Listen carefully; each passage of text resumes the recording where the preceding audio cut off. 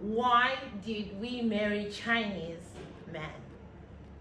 Yeah, because a lot of people do have this misconception that Chinese people are rich. Yes.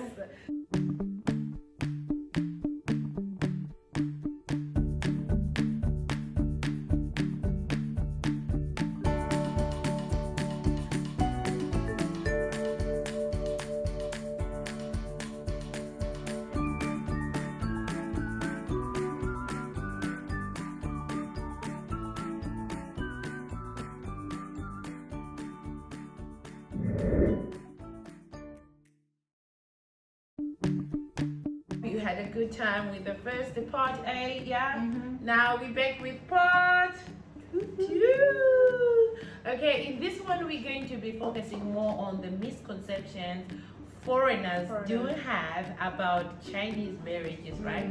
About foreigners who are in Chinese marriages, yes, like Anna and I. So we often have people ask us these questions, yes. Funny as they look, but yeah, today we are just going to address them, and yeah, hopefully you'll be answered. If you still have some, don't forget to write them in the comment section, okay? All right, so here goes. The first one, Anna, you probably have been asked this one, right? We forgot to talk about this one in the last video, that why did we marry Chinese men? Yeah, because a lot of people do have this misconception that Chinese people are rich. Yes. So people may think that we married for that reason, for the money, yes. So Anna, how do you answer this one? How do you answer this one? People say Anna is married because of the money, guys. How do you address this? Well, I married because I fell in love, and that's it. That's the simple answer. Simple, yeah. We married for love, guys. It's not for money. We married for love. We have to set the record straight. It's all for love, yeah, because I think we can't be here missing our families, being away from the countries, our home countries, where we literally know everything, and where we wouldn't have even spoke about what we said in the first vlog, right? Yeah, in our home countries it would have been much easier, but we left all that and be here through thick and thin. Give up everything we had back home to be here in China. So it's not about money, guys. It's not about money. It's love. It's just love, pure love, and nothing else. Yeah. So yeah, there goes another one that we often have people ask us. Yes, like who controls the money? Okay, people say we marry for love. So who controls the money? Now that's, who controls the money? Me and my husband, we have a shared bank account, and we both control, have access to it. We are open about our money and how where we it goes, spend it. how we spend it, who takes what, blah blah blah. We share it. It's very open. Yes, it's the same with my family too. Although we do have separate accounts. Yeah, I do have my personal account, but we have one specific account that we both put money in it, and it's for our family, and we are all aware about how money is being used, and we don't just random use money secretly and stuff like that. We discuss, we do budget together, and we control the money together. Yeah, we control the money together, so that is not a problem. We are happy with that. So another question would be, do you ever fight? What things do you fight about in your marriage? Is it all rosy, no fights, everyone's happy? Course, doesn't matter where you are in the world, everyone's gonna fight. It's natural, it's a normal thing. I think for me and my husband, most of our fights are to do with misunderstandings Yes.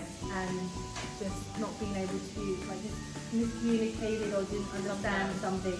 Yeah. I think that's mostly what we argue about. And that's it. Yeah, I totally agree with Anna on that one. People fight. It doesn't only mean that if you are in a interracial marriages, your fights are gonna be better or even more than Fighting happens in every relationship, but the depth of or the things that you fight about could be different. So like you said, sometimes we may have those cultural differences. Cultural differences in most cases whereby maybe dealing with things in my own understanding that in our own countries we may have a different ways or approaches on dealing with things that may be different with my husband or her husband, and that could be a reason for a fight. Just petty, just simple fight that people have, like married people have, are the similar fights we have, nothing more, right? Nothing more, it's just like that, it's similar. So yeah, we do fight and we also do make up. We fight just like normal people. We are normal people anyway.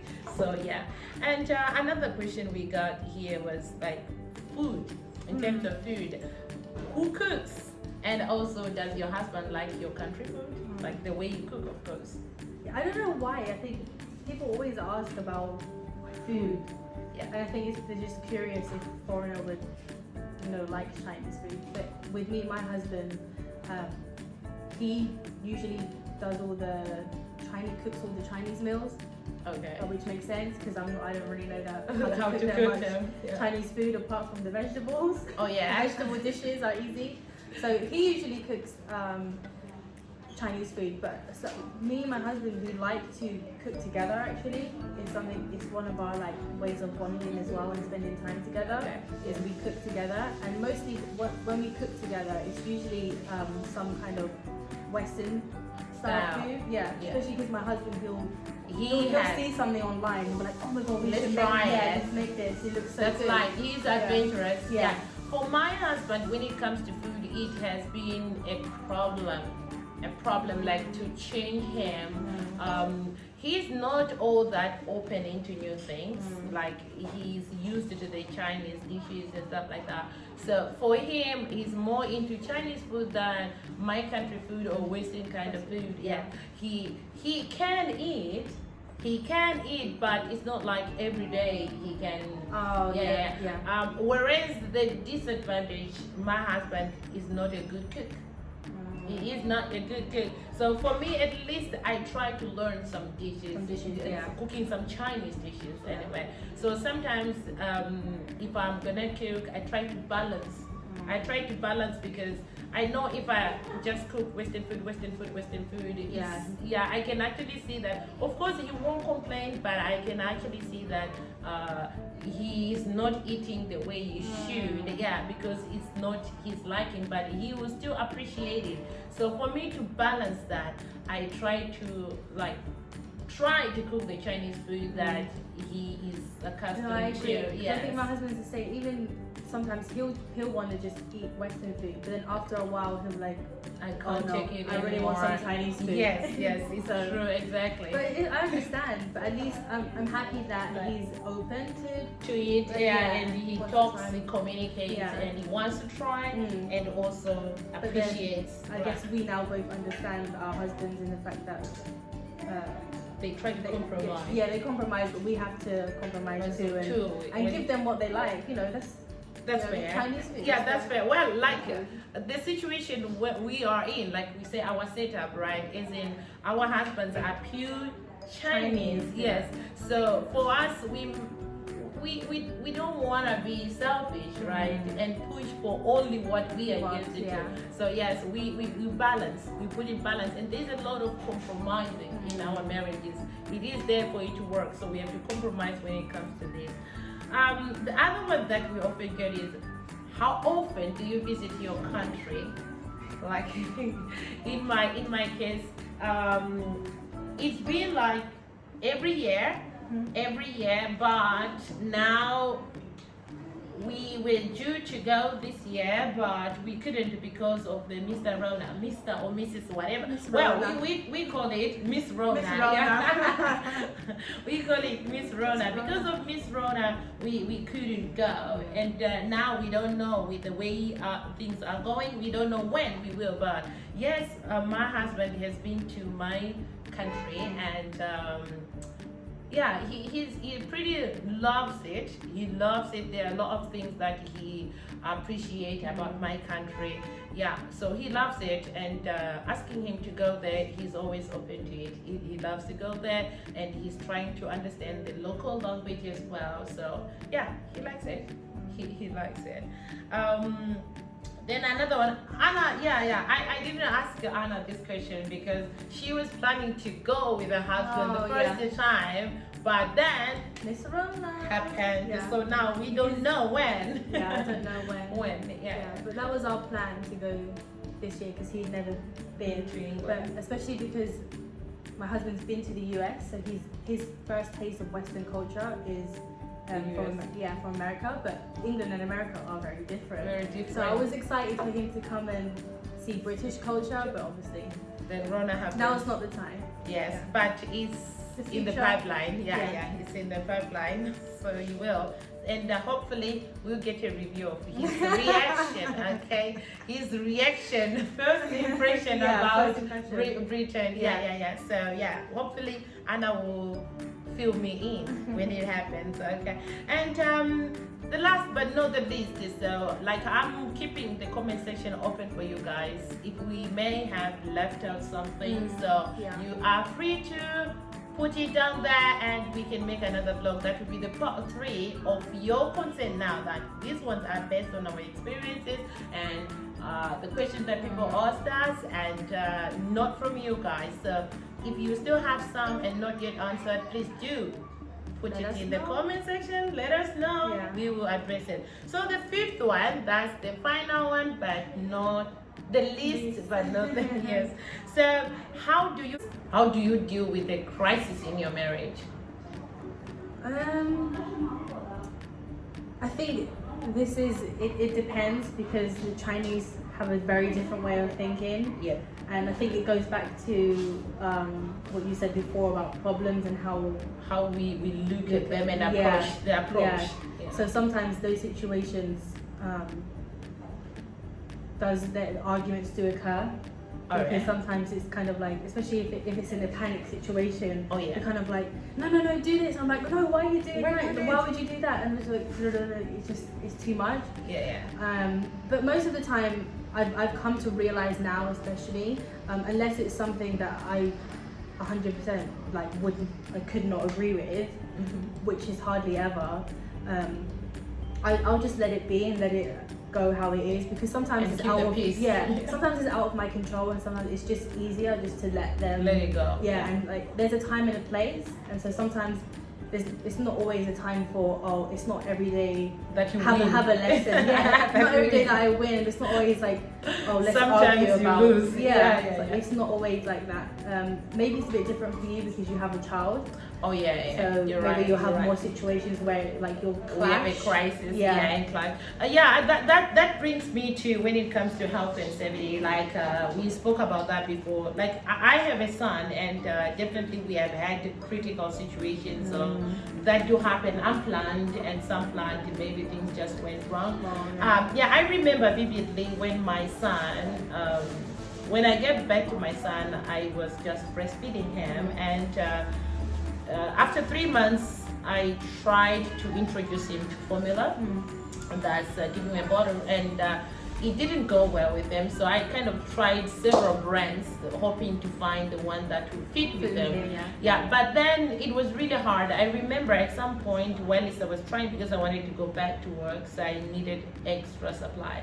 So we tried this brand. It was a Chinese brand, and before I tried the one from Australia, and it didn't go well with them, and I tried the American brand, it didn't go well with them, and I tried the Chinese brand, it didn't go well with them. So at that time, when I was introducing him to this specific Chinese brand, my son started to throw out, and I was out, at that time, and my mother-in-law was at home taking care of my son. So he quickly called my husband about this, and my husband went home quickly, and he just took our son, and just wanted to take him to the hospital straight away.